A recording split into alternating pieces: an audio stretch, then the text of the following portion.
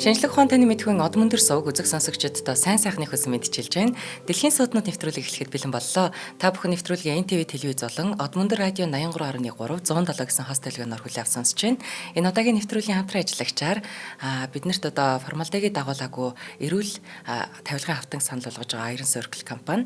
За мөн од мөндрийн маань алтан гишүүд хамтран ажиллаж байна. За студид урлаг судлаач Амина маань, за хөтлөгч Цэнгэл хоёр нар ажиллаж байна. Өнөөдрийн сэдэв бол Да Винчигийн ертөнцийн парт 2. За өглөөний минь. Өглөөний минь.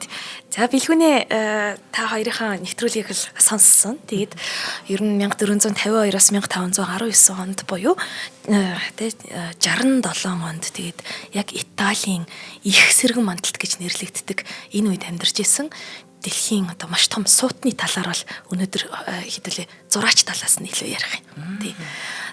Тэгэхээр Леонардо да Винчи гэд түрүүн та хоёр нэвтрүүлэг дээр их гоё сэдв хүндсэн байсан л да. Нөгөө шинжлэх ухаан болон урлаг хоёрыг ингэж нэгтгэдэг хүмүүс маш ховроо гэд тий. Тэгэхээр энэ ер нь сэргэн мандалтын үеийн 13-аас 15 дугаар зууны Европт болсон нэг тийм үзэгдэл байгаа байхгүй юу? Мэлхийн нинжагийн дөрөв гэдэг байгаа шүү дээ. Тэр Google-ийн кинон дээр тэгээ нэрлэгдсэн гэдэг. Ер нь нөгөө энэ үед Италид ямар үзэгдэл болсон бэ гэхээр суутнууд төрсөн. Тэгээд тэр суутнууд нь зүгээр ч нэг суутнууд биш, универсум хүмүүс байсан байхгүй юу? Универсал бүх төрлийн юмыг чаддаг тий. Одоо манай Леонардо да Винчи чинь маш гоё хөгжим тоглодог байсан байгаа. Тий зураг агваа зураг зүгээр нэг зураг шагваа зураг зурж ин тий. Тэгээд парашют зохион бүтээсэн, байлдааны усан онгоц зохион бүтээсэн. Одоо энэ дандаа нэг зургуудыг нь яриад байна л да. Тэр үед тухайн үед бол мэдээж яг өөрт нь тэрийг амьдрал дээр практик болгох нөгөө боломж нь байгаагүй. Тэр нь ч сайн л үстэй. Одоо Леонардо да Винчи маань тэгээ танк манк чинь бүтээх бүх өөртөө зураг нь байгаад байгаа шүү дээ. Гэхдээ бүтээсэн бол одоо өөрийнх нь нүглэн л ихцэх байсан баг та тий. Тэгээд харин ашгүй тэр боломж нь олдохгүй ирч хүчээ манай уран зургийн салбарлаа оруулсан байна. Бас нэг комментээр манай сонсогч маш сайн тоогооч байсан гэвчсэн мэс өмнө. Тий ер нь яг хоол ундны тал дээр бол манай Леонардо да Винчи маань бол бас өөрөө бол цагаан хоолтон байсан гэдгийг дурдах хэрэгтэй. Энэ талаар бол удахгүй ярина. За тэгээд бэлгүн та хоёр маань яг Леонардо да Винчигийн угсаа гарлыг нөгөө бутаж хөөхт талаар бол дуртаад өнгөрсөн байсан тий. Тэгээ нэрээ тийм штэ энэ чинь Леонардо да Винчи буюу Винчи хотхны зүгээр нэг жижигхэн юм тосхны Леонардо гэдэг хүн байна. Хинээр зураг зурулах өө нөгөө Винчи тосхны Леонардо ч гоё зурдаг штэ гэлтэй. Тэгэхээс биш яг өөрт нь ов гэж байгаагүй. Гэхдээ эцэг нь нотариатч байсан гэдэг жаа. Тэгэхээр нотариатч гэдэг нь тухайн үедээ одоо илүү одоо шүүгч хуульч гэж байдаг штеп орчин үед тийм шүүгч хуульчийн үүргийг гүйцэтгэж байгаа нэлээд өндөр албан тушаалахгүй юу? Би бас яг аавыг хуульч байсан гэж сонсчоод тэгээд нотариат чихэр одоогоор бол энэ чинь хоёр тустай болчиход шүү дээ үгэн тий. Тэгээд гайхацсан буруу бичсэн болов буруу сонссон болов бодоцсон. Тийм тухайн үедээ энэ чинь бол нэлээд юм өндөр албан тушаал нэлээд их эрх мэдэлтэй гэсэн үг. Гэхдээ бас амар тийм удам дамжсан том язгууртан бол биш. Гэхдээ нөө байр суурь статусын хувьд эд хөрөнгийн хувьд бол гайгүй өндөр нэлээд дээгүүрт явж байгаа тийм хүн гэсэн үг. Гэхдээ аав нь 25 орчим наснда тэр Катерина гэдэг эмэгтэй бүсгүйтэй танилцсан байгаа энэ 14 мөр орчим настай байсан юм уу та? Ээж нь. Тийм ээж нь маш жоохон байсан байгаа. Гэхдээ яг Леонардо да Винчигийн зургуудыг ч харсан тухайн үеийн Италийн түүх рүү бид нар эргээд орсон ч гэсэн энэ эмэгтэй хүний нас бий гүйцсэн гэж үзэх одоо тэр хууль ёсны нөхцөл нь бол нэлээд залууд нь болдог байсан байгаа шүү дээ. Ер нь бол ер нь тийм тий. Тий ер нь бол тэгэл эмэгтэй хүн биологийнхаа хувьд тий нөгөө тухайн өдрүүдтэй хурж ирэх юм бол тэгэл энэ чинь хүүхэд төрүүлэх боломжтой болж ийн би энэ гэсэн үг. Тэгэхээр нөгөө аль хэдийн ихнэр болох боломжтой болж ийн гэсэн үг. Гэхдээ мэдээж энэ хоёр маань болохоор гэрлээгүй байсан тий. Аргагүй маш хоёр өөр зэндааны юм аа гэх юм тий.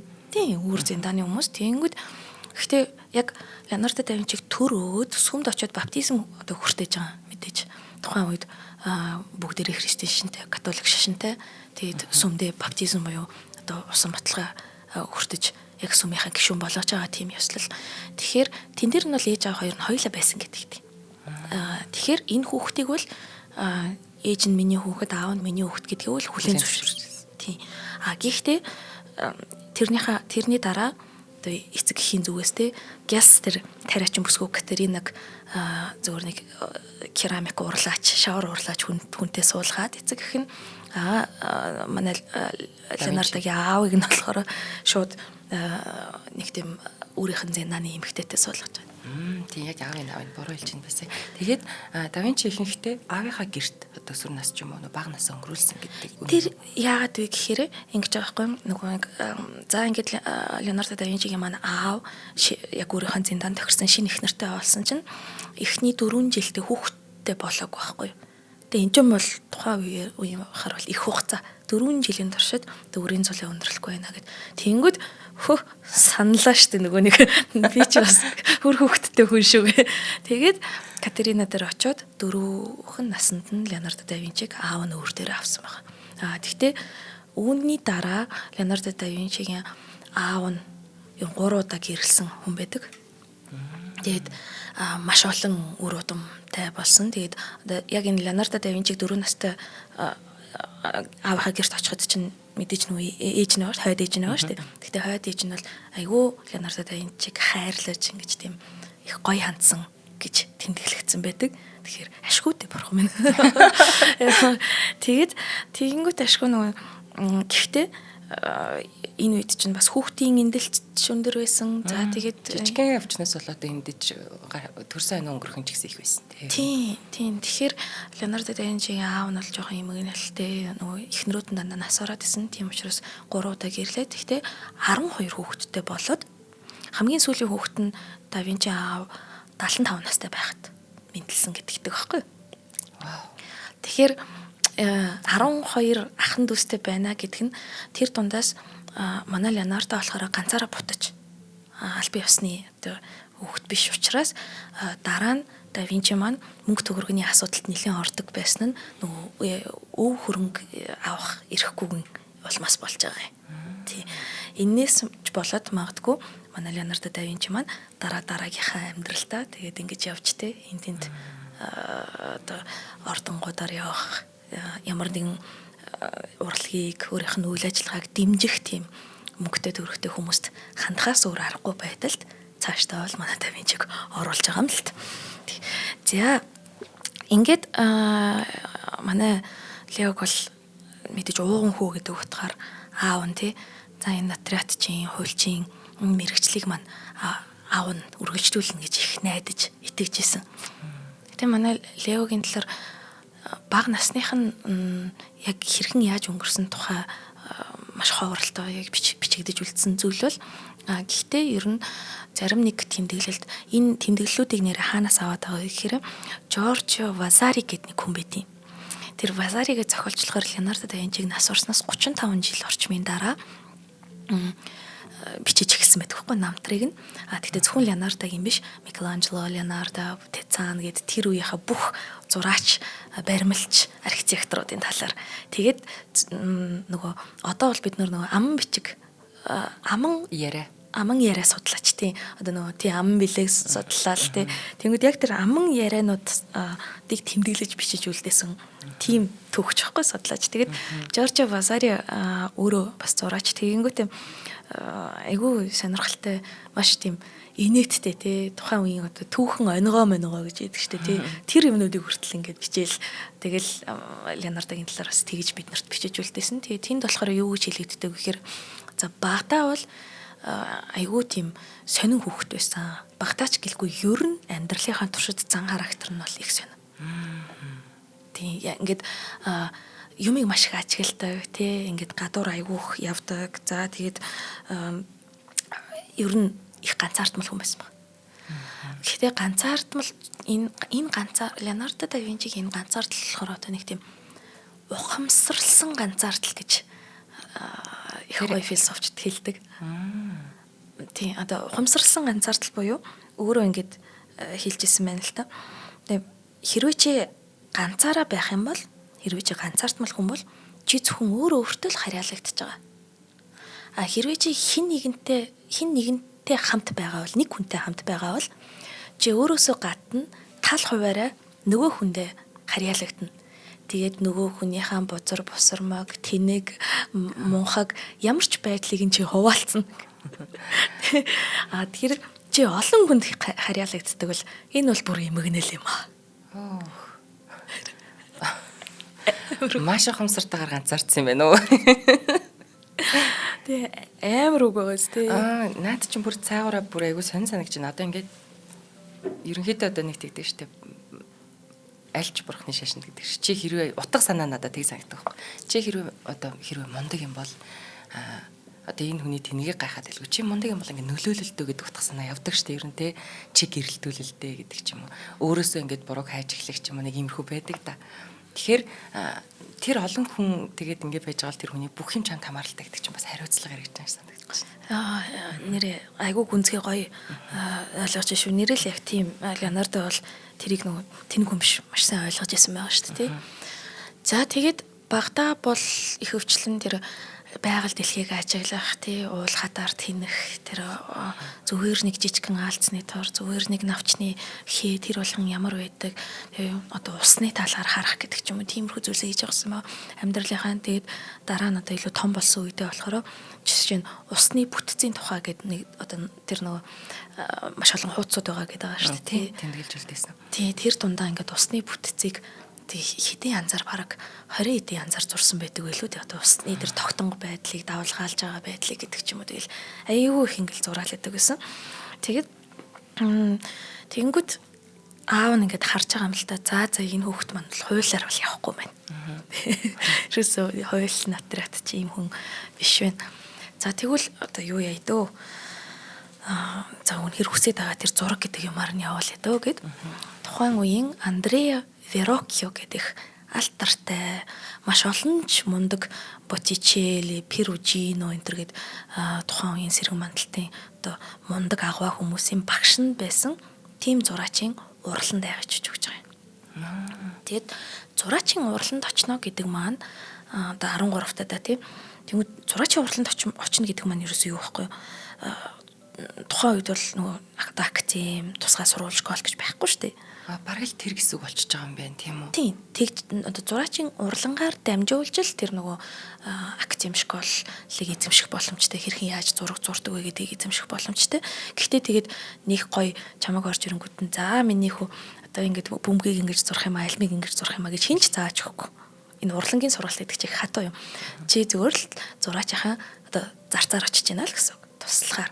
Тэгэл чамайг чинь эхлээл нөгөө нэг будаг хэрхэн найруулах вэ гэлж нөгөө халтар ажлуудыг хийх байхгүй. Бид нар болохоор нөгөө кино миноноос тий зураач гэдэг чинь нээхгүй ингээл амар тайван оролт зүүж байгаа л ингээл сумаар байдаг. Тэгээд яг үндэ чинь нөгөө хүчний ажил байхгүй юу? Одоо бол яг бэлэн ингээ будаг байгаа нөх юм те нэг. Тэгэнгүүт яг тухайн үед чинь бүх тэр будагнуудаа өөрөө гаргана, нухна тий эрдэнэ чулуунаас гаргадаг байлаа гэж бодоод тухайн эрдэнэ чулуугаа нухна бүх юмтай холн тий тэр нэг гих мэтчлээ ингээд айгүй тийм банз модыг нь бэлтгэхээс ахуулаад тийм туслахын ажил хийжсэн байгаа байхгүй юу. Йоо, наа чи амар гоё чинь энэ саялсан чинь нэрээ урлаг бол нөгөө хүмүүст маш гоёор харагддаг хэрнээ яг цаана бол хар ажил. Тий, цэнгэл киноны төрлийн хүн болохоор мэдчихэж байгаа тий өстой жинхэнэ хар ажил ингээд сэтгэлээ ингээд тэр чигээр нь зариулаад зовоод ингээд бүх юмыг туулаад гараад тэрийг ил гаргадгаараа урлагийн бүх салбар маш сайхан ч гэсэн хар ажил. Тий, өдөржин шүнжин ойргол явдаг шүү дээ тий.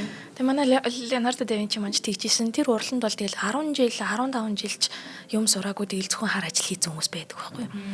Тэгсэн чинь яг манай Леонардо бол өөрөө айгүй тийм мундаг авиастай хүн тий.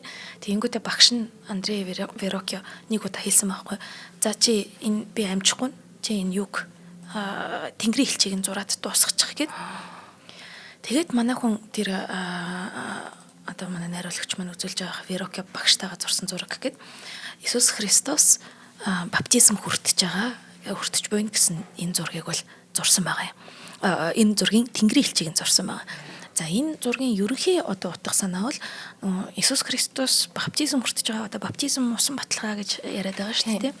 Энэ христийн шашны энэ үйл болохоор ер нь одоо бол итгэгч олон бид нар юу гэдэг вэ? Одоо гим нүглээ ариусгахын тулд бид нар эцэг эхээсээ аль хэдийн эцэг эхийнхаа эмээ өвгийнхаа удам судрахын бүгднгийнх нь гим нүглийг аваад төрж байгаа. Тэгээд тийм учраас бид нар амьдралаа шинээр эхлүүлэхийн тулд багтаа баптизм хүртдэг.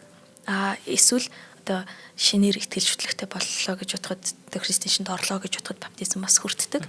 Ер нь бол ингээд урд нь хийжсэн бүх нүглээ ариусгаж байгаа тийм үйл юм. Тэгсэн чинь энд болохоор Иесус Христос ч өөрөө бурхан тэгээд төрж байгаа шүү дээ. Хүний биеийг аваад тэгээд ямар ч нүгэлгүй төрж байгаа мөртлөө яагаад баптизм хүртэхээр болж байгаа вэ гэхээр нөгөө хүмүүст тэр дараах замын зааж өгч байгаа байхгүй юу? Энэ үйлийг та нар хийх ёстой юм шүү гэт. Одоо жишг болж байгаа юм байна тийм энэ дээрээ гэж. Тийм энэ дээрээ тэнгууд яг гол дунд нь болохоор Иесус Христос өөрөө тэгээд хажуу талд нь болохоор Иесус Христосын үеэлэх баптизм хүртэгч Иоанн гэдэг байгаа. Тэр маань ингээд хүртэж өгч байгаа. Тэгээд зургийн зүүн талд болохоор нэг хоёр тэнгэр хэлж байгаа биз? Нэг зурсан гэж юу? Тэгээд тэнгууд хоёр тэнгэрийн элчийн урт үстэйг нь Леонардо да Винчи зурсан баг. Тэгээ ер нь тэгэнгүүт энэ дээр ууг нь бол яг хоёр хөөрхөн л адилхан л тэнгэрийн элч шүү дээ тий. Гэхдээ энэ зургийг удаан хараад үзэх юм бол нарийн хараад үзэх юм бол манай Леонардо да Винчигийн тэнгэрийн элч маань багшийнхаа тэнгэрийн элчнээс илүү нэг тийм одоо нэг юм сүнслэг гэж ярьдаг. Тийм илүү тийм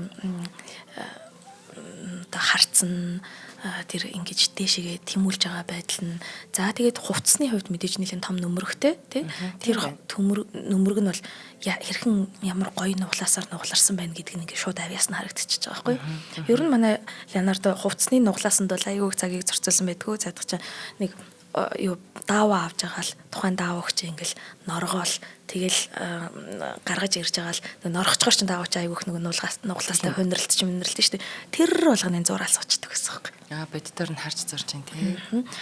За ингээд энэ дээр бол яг хамгийн анх манай Леогийн маань ерөөхдөө авьяасан тодроод Андре Вероки багш нь харчаад тэгээд домог яриагаар бол багш нь дахиж гартаа биер атгаагүй гэдэг.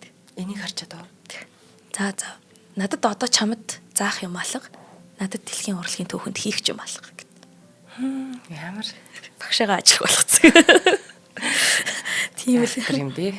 Хоёул эхний хамтран ажиллагч хэлээд үргэлжлүүлье.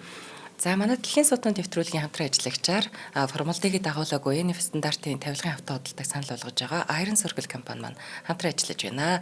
За формалдыгийг бидний одоо дуулснаар сонссноор гэдэг шиг шатамтгай эрүүл мэндэд маш хортой за яванда бараг хорт хавдарч үүсгэж магадгүй гэдэг одоо бидний айгаад идэг тэр бодис энэ тавилгын хавтанд ямар нэг байдлаар тодорхой хэмжээнд ордог гэж бид бол мэддэг. За тэгэнгუთ л сүүлийн үед бол одоо эрүүл хавтангийн шинэ стандарт ENF стандарт хамгийн сүүлийн үед технологиор хийсэн.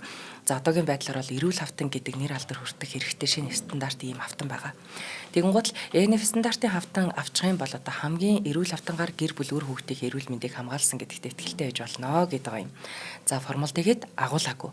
За формалдыгээд гэдэг чинь бол за нөгөө яагаад нөгөө тастцсан гар мар айхтар кинон дэр гардаг юмнуудыг тэдрий чи ингээ бодсон дотор ингээ усан дотор ийцэн байдаг шүү дээ. Тэр бодисол ороод ийн гээд байгаа юм байлээ л дээ.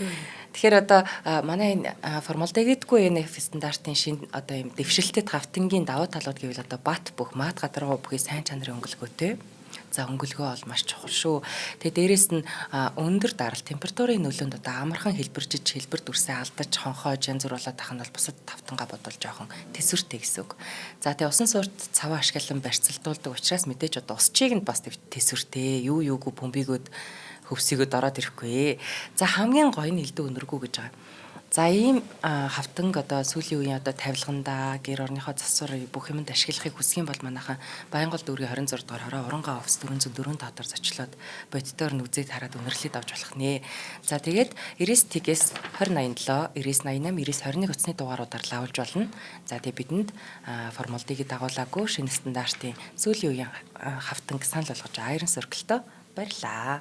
Баярлаа. За ингээд манай залуухан Леонардо маань болохоор ерөнхийдөө өөрийгөө л баталчлаа штэ багштай ч гэсэн тий бусад хүмүүст ч гэсэн тий. Тэгэнгүүтээ манай хүн болохоор одоо өөрийнхөө бүтээлүүдийг мэдээж зурж хийж эхэлсэн байгаа. Одоо Мадонна Бенуа гэд одоо Эрмитажтай байгаа бүтээлүүд. Тэгээ Мадонна Бенуа яагаад Бенуа гэж байгаа гэхээр Бенуагийн гэр бүл гэж Сан Петербургийн одоо Оросын эзэнт гүрний маш алдартай архитектор зураач тийм язгууртан гэр бүл байсан байхгүй. Тэд нэр энэ зургийг нөгөө цуглуулгаас нь одоо нэлээд 18 дугаар зууны үед Европоос худалдаж аваад Тэгээд одоолтол нэрээ Бенуагийн гэр бүлийн удам, гэр бүлийн музей энтер гэж байдаг байхгүй энэ язгууртай айлын. Тэгэнгүүтээ бүр тэрний хөгшин имээ болохоор өө тийм ээ энэ Мадонна Бенуа гэд зурагч нь тийм манай нөгөө өвөгийн орны дээр байдаг байсан юм а гэж ярьдаг. Йоо тэгээ одоо болохоор Эрмитаж музей яхаа 1914 онд худалдаад авсан. Тэгэхээс тэрнээс өмнө бол нэг айлын орны дээр байсан.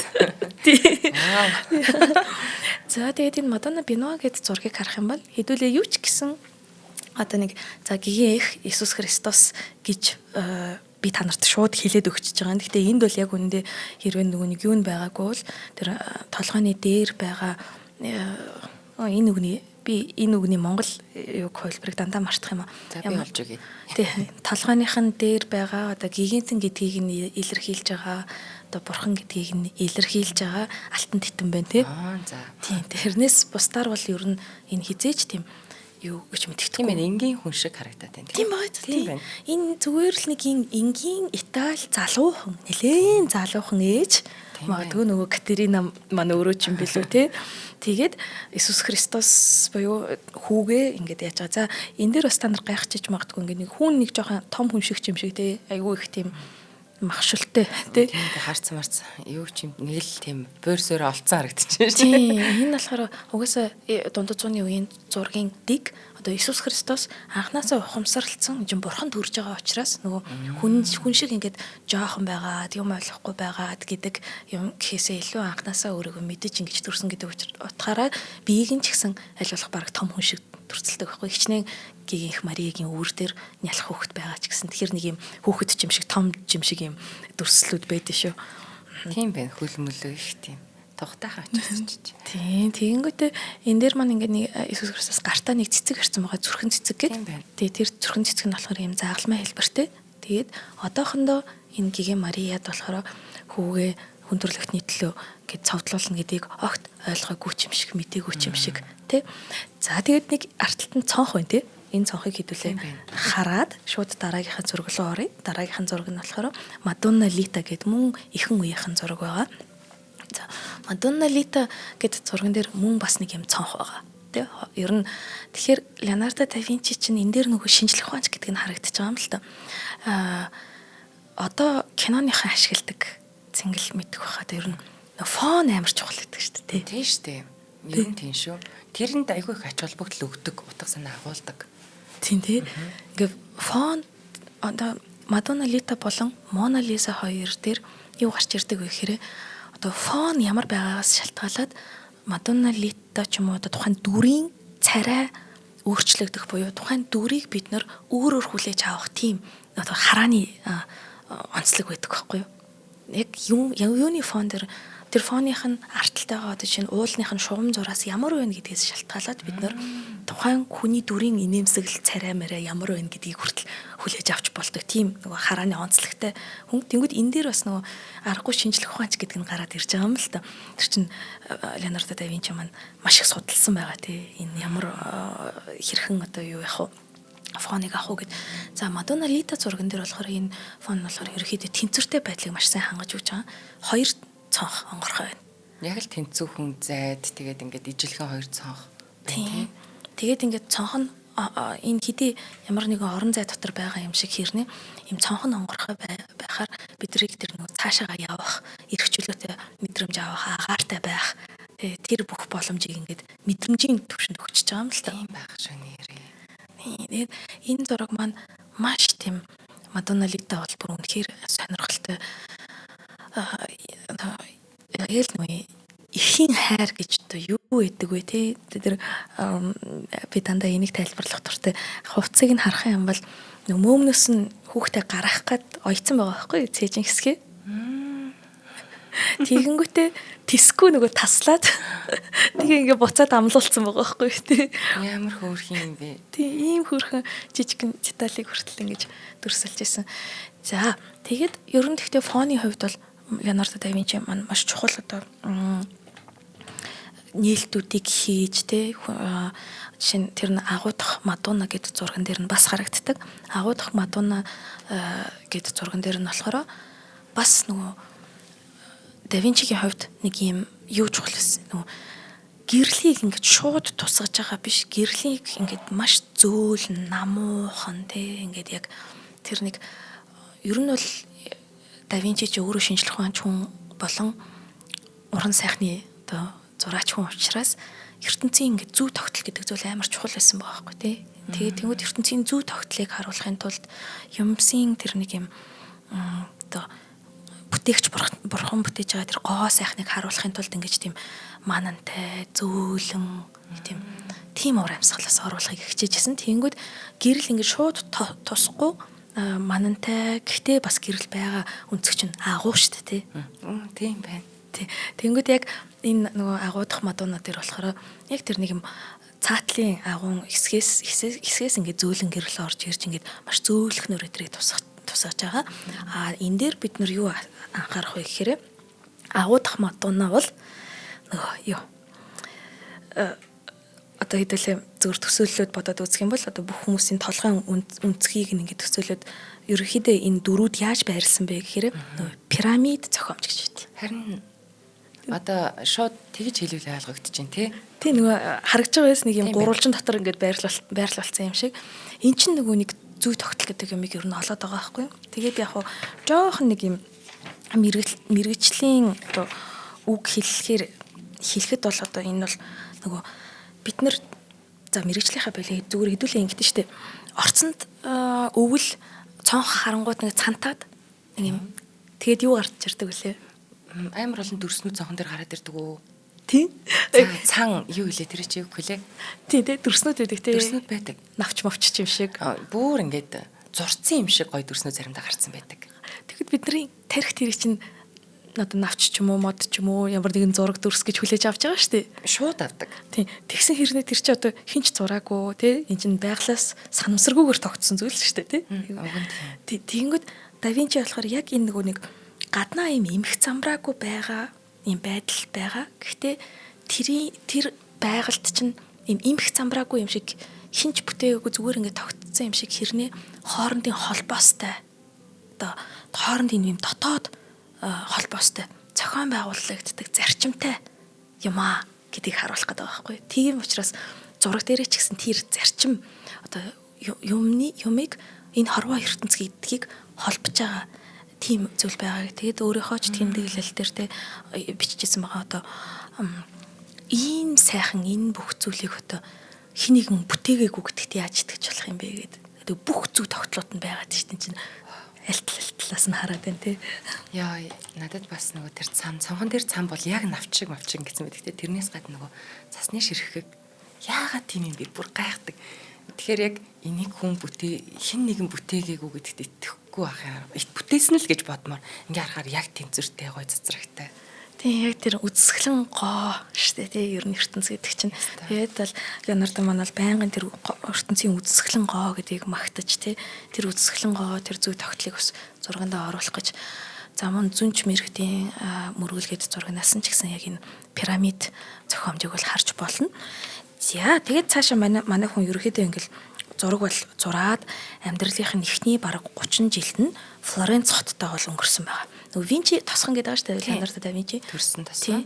Тэр Винчи чинь Флоренцээс холгүй байхгүй юу? Ер нь л. Тэгээд тухайн үед чинь энэ Италийн Флоренц, Ром, Милан эдгээр чинь бүгдээрээ тусдаа засаглалтай. За яг хуу Италийн нэг өмнөд хэсэгт юу байгаа юм хаан гэж нэрлэгдэж байгаа. Бусд нь болохоор нөгөө хот улсууд болгондоо ингээд гүн гүнтнүүд тэгээд гэхдээ ингээд би бинээсээ хамааралгүй ер нь бол дайм болчих юм бол болчихно. За тэгээд бас Ватикан гэж нэг тусдаа хүч байгаа тэнд чинь Ватиканы одоо актер түүхүүд байна. Тэгээд ер нь бол энэ хот болгон амар өөр ингэсэн онцлогтой байсан баг.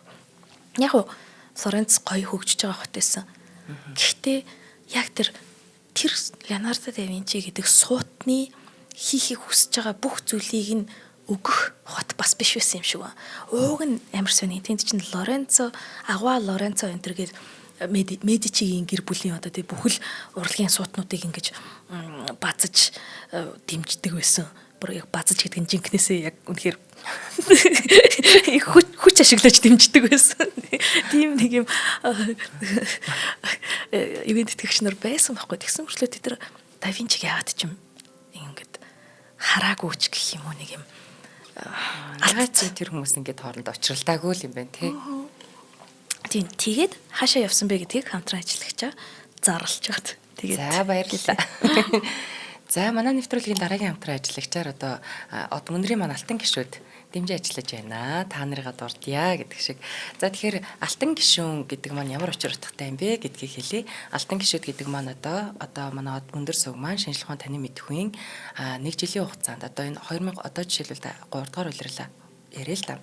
3 дугаар улирлын тий 2025 оны 7 сарын 1-ээс 26 оны 8 сарын 1-ний хүртэл ийм жилийн уран бүтээлийн 1 жилийн хугацаанд бид нэр 1000 хөтөлбөр шинжлэх ухааны танин мэдхүйн 1000 хөтөлбөрийг одоо бэлтгэн та бүхэндээ хүргэнэ гэсэн зорилт тавиад ажилладаг. За энэ жил бол одоо бид 1000 хөтөлбөрийнхөө зорилтод хүрээд байж байна. Тийм ээ. Тусах гэж байна тий. тийш тий одоо бүр 1100 нэвтрүүлэг хийсэн байл шүү тий. Оо яг үнэн. Тэгэхээр ийм зорилттой ажиллаж байна. Тэгээд дараа жилийнхаа хөтөлбөрт бид нар 1 жилийн хугацаанд 1000 хөтөлбөрийн гол нэг нэвтрүүлгийг та бүхэндээ 100 төгрөгөөр үнэлээд алтан гишүүд маань одоо 100 мянган төгрөгийн ханд өгөөд алтан гишүүд гэсэн тусдаа группт ороод хаалттай группт ороод за тэгээд од мөндрийн зүгээс зохион байгуулж байгаа ивент янз бүрийн хөөрхөн юмнуудад орноо. Саяхан одоо манай ой болсон алтан гишүүд маань маш гоё сэтгэл өндөртэй байсан. Гэх мэтээр зохион байгуулж байгаа бүх юмд орно. Одоо тэмэг гинэ одоо тэмдгээ авна. Ийм гой үйл ажиллагаанууд байдаг. За тэгээд дээрэс нь одоо манай нэвтрүүлгүүдийг яг одоо Амина бит хоёрын шууд бичлэг орж байгаа тэр одоо YouTube-д орохоор нь биш шууд бичлэгийн өмнөх үе бит хоёрын одоо энд хаваа бадж байгаа ярьж байгаа бүх юмтай юутай дээрээс нь цаг хугацаа хүлээхгүйгээр шууд тэр тор нэвтрүүлгүүдийг лайваар шууд үздэг бас давуу талтай байдаг. Энэ мэтчлэн алтан гишүүн болохын давуу тал бол бас маш их биднэрийн хоорондоо нэг хаалттай групп дээр чатлаад комент хийчихэд бүр найзууд болсон байдаг. Тэгэхээр ингийн тул та бүхэн маань одоо доор өгөх баха Худалдаа хөгжлийн банкны од мөндөр шинжлэх ухааны танин мэдхүйн сувг гэсэн Худалдаа хөгжлийн банкны данс руу 100 мянган төгрөг хийгээд гүйлгээний утган дээр өөрийнхөө фейсбુક нэр утасны дугаараа бичингууд л манай менежер тантай холбогдоод хаалттай группт оруулчихдаг юм аа.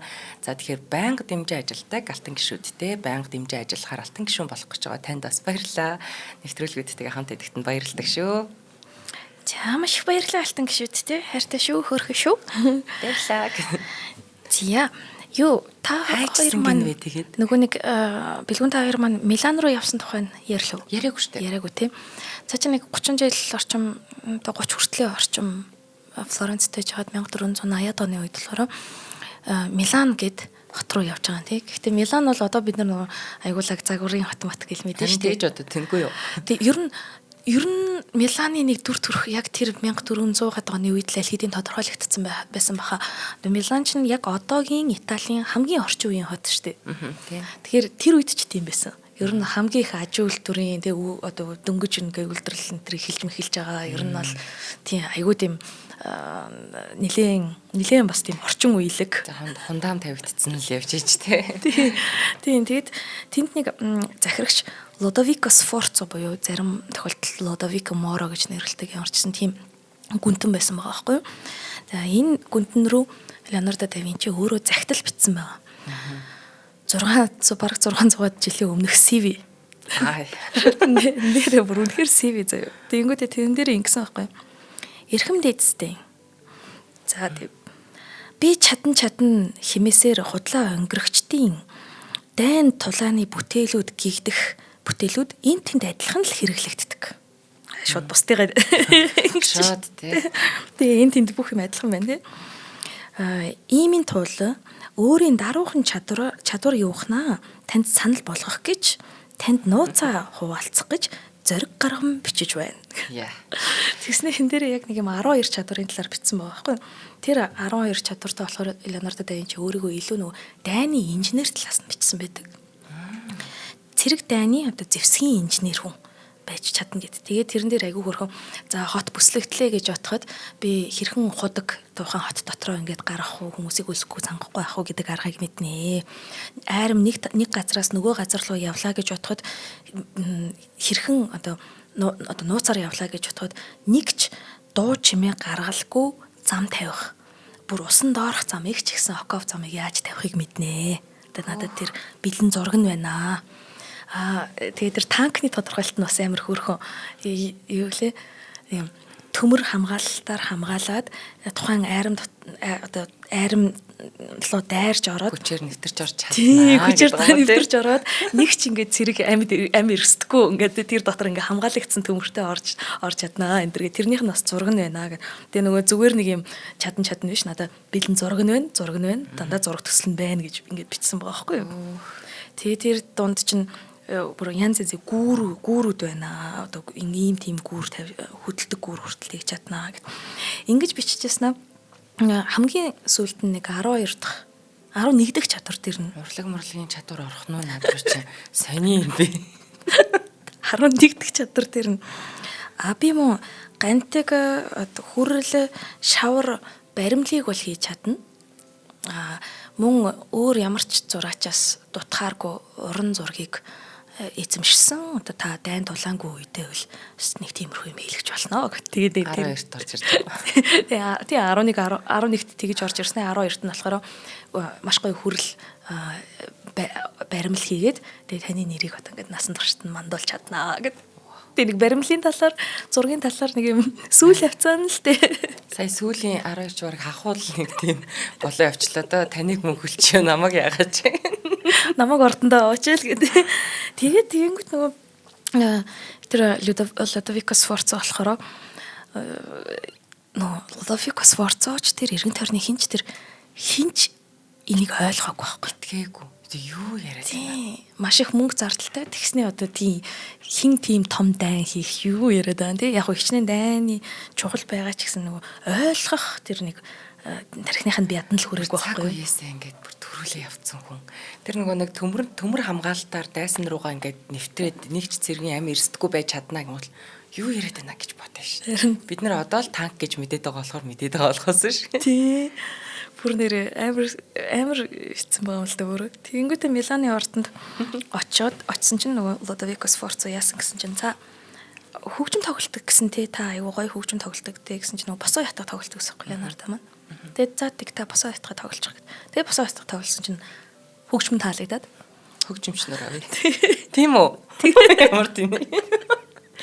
Хөгжимчнөр аваад манай Леонардо да Винчи гар чинь эхнэрийнхэн болон амраг хайрт бүсгүүчүүлийнхаа төрсөн өдрийг нь тэмдэглүүлээд нөгөө төрсөн өдрийн тайзны засал чимэглэл хувцас хунарын дизайн байсан. Одоогоор бол шоу менежер. Яг үнэхээр ингээд тэр суудан хүний чинь тэр талант тэр гоё авиасыг те ингээд нэг тиймэрхүү юмд ашиглаад тэгээд яг тэгэнгүүтээ манай Леонардо да Винчи Миланд 1482-оос 1499 оны хооронд байсан байгаа. Тэгээд энэ хоорондоо болохоор одоо хийсэн хамгийн агуу зүйлсийн нэг нь болохоор нөгөө сүүлчийн хорон зог гэдэг зураг нь. За тэгээд сүүлчийн хорон зог руугаа хүрэхээс өмнө болохоор тэр Лудовико Сфорцогийн амраг хайрт бүсгүүчүүдийн зургийг дандаа маш их зурсан байдаг байхгүй юу? Тэдний нэг нь болохоор үеийн тэрсэн бүсгүү гэдэг нэг юм зураг байна. Тэгээд нөгөө үеийн гэдэг амтан байгаа шүү дээ. Энд чинь нөгөө цав цагаан өнгөтэй. Гэхдээ цав цагаан өнгөтэй атлаа сүүл нь хар. Тэгээ нөгөө хаад ноёрын зургийг хараад ахаар чинь нөгөө нөмрөг нь цав цагаан үсэн дээр нэг юм хар юунууд яагаад байдсан шүү дээ тий. Толбонууд зураас шиг чимшиг байж идэг шүү дээ. Тийм тэгээ тэр хар үснийх одоо үслэг идлийн хар хэсэг нь болохоор үеингийн сүүл буюу тэр нөмрөгийг хийхэд хідэн үеингийн сүүл орсон байх юм уу? Тий. Тэгээд хөрхи манай Леонардо бол нэр түрүүн хоёлаа ярьжсэн шүү дээ нөгөө цагаан хоолтон байсан гэд тэгжсэн. Тэгээд цагаан хоолтон байгаад амьтдад амар хайртай тэгэнгүүтээ зах дээр очиод нөгөө яг нядлагдах гэж байгаа амьтдыг худалдаж аваад тэгээд тавиад байдаг гэсэн. Тэг ялангуяа тэгээд шуу муу тавьж өгдөг гэсэн. Гэхдээ бас яг үнэхээр амар тийм одоо өрөөлт бусдын өвдөл зовлонг мэдрэх тийм чадвартай юм уу гэд тэгхээр тэр нэг дүүжлэгдсэн алуурчин гэдэг зураг байгаа. Тэг нөгөө нэг алуурчин ингэ дүүжлэгдэжсэн байхгүй. Тэнгүүт нь зүгээр тэднэр дээр очиад хүмүүс бүр яа ямар амар юм бэ дүүжилж штэ гэл тамалж штэ энэ төр гэж яах. Яг үзсэн. Тэгээд энэ үеийн тэрсэн бүсгүү гэдэг зураглаа буцаад оръё. Тэнгүүд маш гоё зураг штэ. Энэ зургийн нөгөө ер нь харцыг харах юм бол тий энэ зургийн харцыг ер нь удаан хараарэ гэж бас зөвлөмөр санагдтiin. Энэ нөгөө их тийм Леонардо да Винчигийн ер нь хөрөг бүтээлүүдэд юм уу өөрийгөө олцсон тийм нэг тогтун амгалан зүй тогтол гэдэг зүйлийг мэдэрсэн англи хэлэнд harmony гэж ярьдаг тийм их гоё том болцсон гэх юм уу тий. Боловсрцсан. Яг нэг тийм зураг байдаг. Тэгээд нэг Рихард Мутер гэдэг урлаг судлаач тэр урлаг судлаачийн хэлснээр болохоор үзэсгэлэнтэй нүгэлт бүсгүүчүүдийг зурж дуусчаад Леонардо да Винчи маань нүглээ намжлахаар сүм явж сүмийн хан туурга зурсан юм аа гэдэг. Яг эдгээр чинь нөгөө хаттууд биш шүү дээ. Энэ чинь нөгөө нууц амбараг бүсгүүчүүд байгаа шүү дээ. Монолодо Викоморогийн. За тэгээд сүүлчийн хорон зог гэдэг зураг үнэхээр л жоохон сонирмохгүй. Тэр одоо байгаа тэр Миланы одоо сүм болохоор тийм голлох том сүм биш. Тэр чинь одоо за цэрэг дайны инженер болоогүй маа гэхэд Леонардо маань юу шүү дээ. Ордны зураач хүн шүү дээ тий зураг зурж байгаа тэр ордонд ойрхон байгаа. Тэгээ яагаад ийм жижигхэн нэг юм сурггүй л сүмэхгүй яг үндэ тэрийг очиж зурсан гэхээр өөртөө тэр сэдвэн сонирхолтой байсан ба. Сүүлчийн зог гэдэг бол ер нь Библиэд байдаг хүний олон талт зан чанарыг харуулж болох хамгийн том сэдв байхгүй.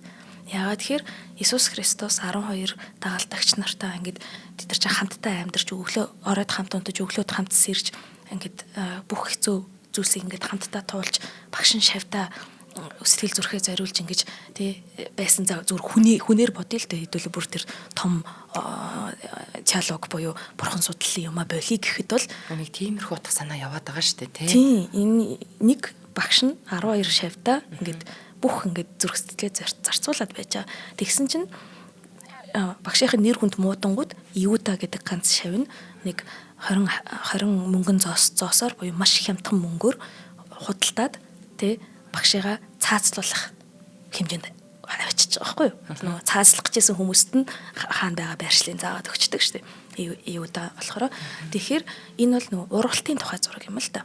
Ер нь бол сүүлчийн зог нь. За ингээд сүүлчийн зог гэд зургийг сүүлчийн 2 минутандаа хэдүүлээ тайлбарлахад энэ болохоор хан туурганы зураг гэдэг жаа. Тэгээд сүмийн хан туурга бөгөөд сүмийн бүр гол танхимч биш зөвхөн хоол иддэг туслах танхимын хан дээр зурагдсан нэлээд том хэмжээтэй хүн одоо хэмжээгээр нь ярих юм бол энэ дүрслэгдсэн хүмүүс яг жинкнээсээ сууж байгаа юм шиг бүтэн биеэрээ тэгж яг жинхэнэ хүний биеийн хэмжээтэй дүрслэгдсэн. Тэгэнгүүтээ шууд алслалт ингээд цаад өрөөлөө орж байгаа юм шиг нөгөө нэг цонх маань байгаа зү тийм байна. Тэгээ цонх маань байгаа цаад өрөөлөөгөө ингээд орж байгаа. Тэнгүүтээ маш их тэнцвэртэй, тэнцэтгэлтэй. Тэгээд хүмүүсийг 12 шавнарыг 4 хэсэгт хувааж өгсөн байна. Дандаа 3 варна.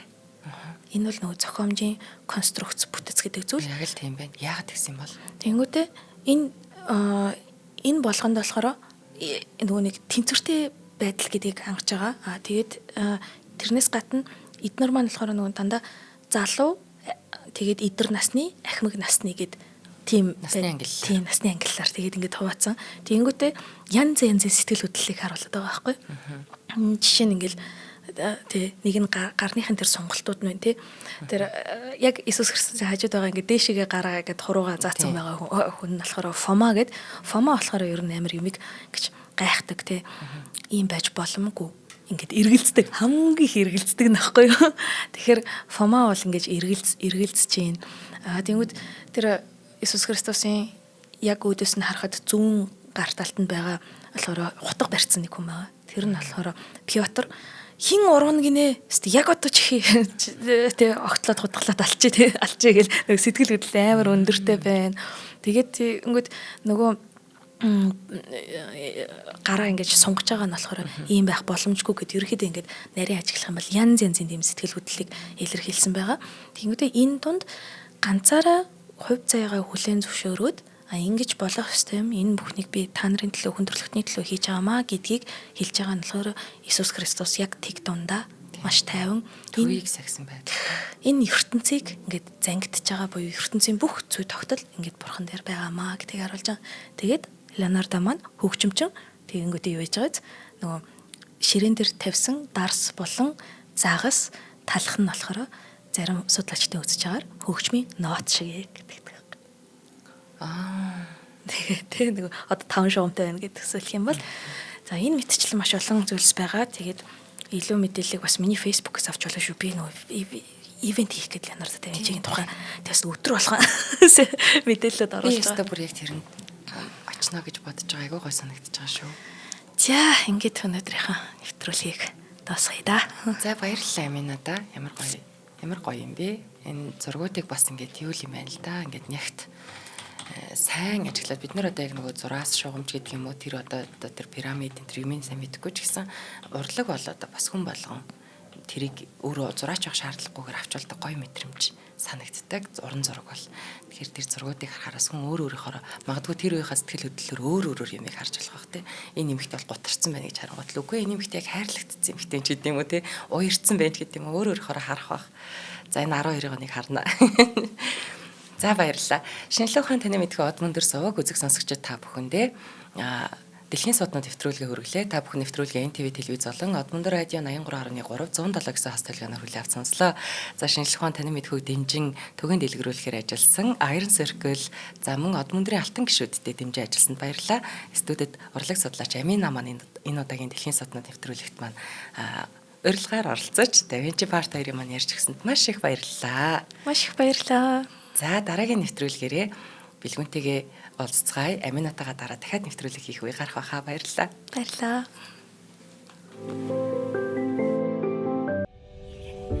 Нэвтрүүлгийг хүлээн авсан Нарны аймгийн монголчуудаа баярлалаа.